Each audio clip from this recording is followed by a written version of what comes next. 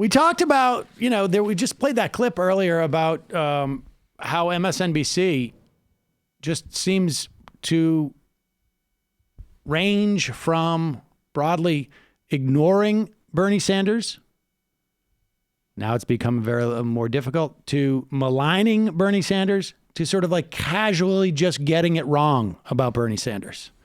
Here's Casey Hunt just dropping it in. It's not even like and part of the problem is, and I am acutely aware of this, they just don't bring people on set who are either predisposed to Sanders or are not sort of like hostile towards Sanders. I really do think that I am the only person that they bring on set as a contributor who is a Sanders. I wouldn't call myself an advocate on the context of when I get on there, but I am predisposed to Sanders. And maybe not even predisposed. I mean, I think like to a large extent over the course of this campaign, someone wrote in and said they thought I wasn't being fair to Warren. And my estimation of Elizabeth Warren remains very high. And, but I think her candidacy, I think she's been ill-served, frankly, by those people who have been advising her in terms of her candidacy.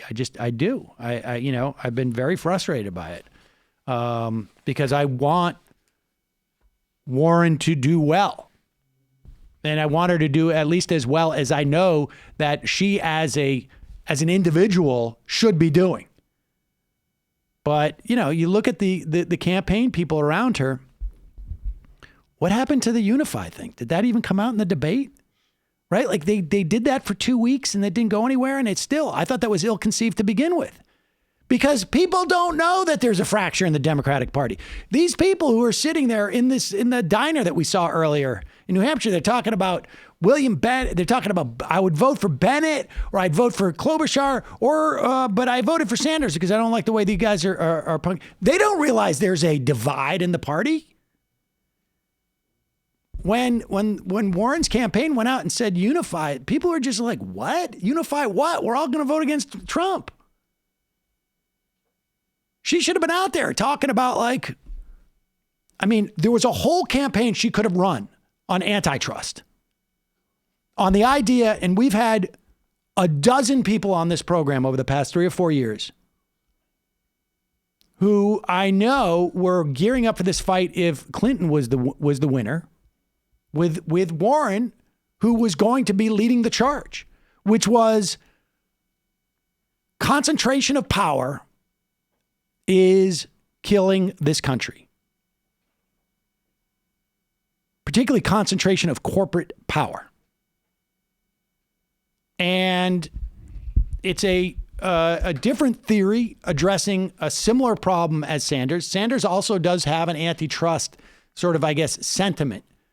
But Warren her depth in that area is much more. And frankly, it was a message that I think could have resonated, but they didn't run on that. They avoided it. And they tried to sell unity candidate. And they tried to sell, they were close to it with the I've got a plan thing, but then they took it too literally. The idea wasn't that she literally had a plan for everything. The idea was she was competent. But you needed to sell what she was going to use that competency for. This is not a knock on Warren. This is a knock on the people around her. All right, get off track. We were talking earlier. We just saw a clip of a voter in a diner in New Hampshire who says they're going to vote for Bernie Sanders because they liked a lot of the candidates, but they didn't like the fact that MSNBC was crapping on him all the time. Like I say, it's not the first reason why you should vote for somebody, but in this instance, we'll take it. But here's another example. This is just, casually thrown out there as if there is no data on this. I think, one of the things that's interesting to me shaping up here is this is clearly a fight to be the alternative to Bernie Sanders, right? If you've got Bernie Sanders kind of sailing through Iowa, looking to do well here, it's which of these three, Biden, Buttigieg, Klobuchar, can consolidate the rest of this field, if it's possible at all. Does this essentially pave the way, this infighting, for Buttigieg to be that alternative, leaving the Democratic Party with two candidates who have shown no ability to appeal to people of color? That is a problem. This idea that Bernie Sanders has no ability to appeal to people of color, first off, he is leading amongst people of color, broadly speaking. As of January 13th, he came in second among black voters nationally to Joe Biden. He had 20% support. Biden had 28% support. I bet you if you check that now, you will see that those numbers are not the same and that he has grown. In fact, here it is. Well, this is just broadly speaking, Hispanic, black, Asian, other. Bernie Sanders is winning 28% to 20% to Joe Biden. And again, I bet you if you check these numbers in 3 days, it's going to be even more dramatic. The New York Times, which is not a newspaper that you should miss if you are a host of MSNBC.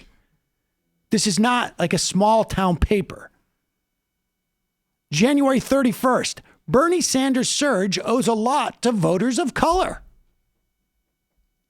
To casually drop that in there, there's nobody on the panel to go, I'm sorry, excuse me, Casey, I think you may have misspoken.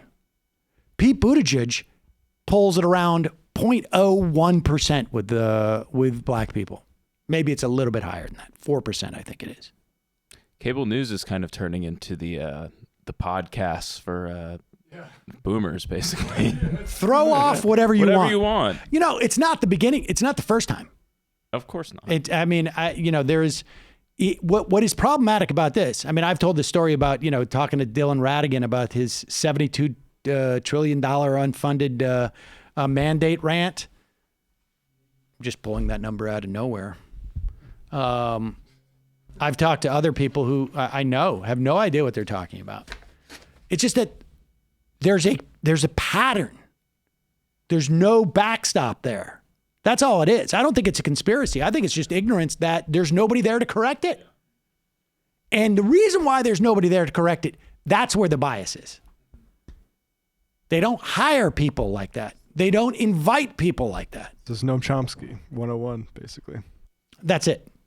You don't have to dictate to everybody there. You just set up, you don't have to, let's put it this way. You don't have to dictate to water where it flows. You just set up the channel first when it's a dry riverbed. And if you set that up correctly, the water is just going to flow that way. And that's what happens. Here is another example.